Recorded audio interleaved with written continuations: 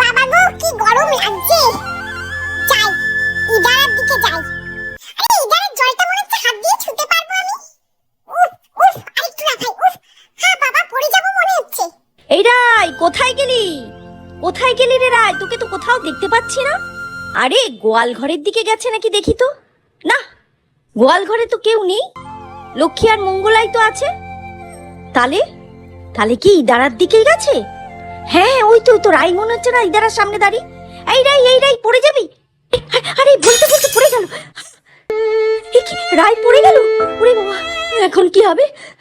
কে আছো আসো আসো, আমি তুলি। এই তো, কি হলো রাই? কথা বল রাই, কথা বল রাই। রাই কথা বল না। ঘরে নিয়ে যাই, ঘরে নিয়ে গিয়ে শোয়াই। দেখি একটুখানি উপর করে শোয়াই, যদি ঠিক হয়ে যায়।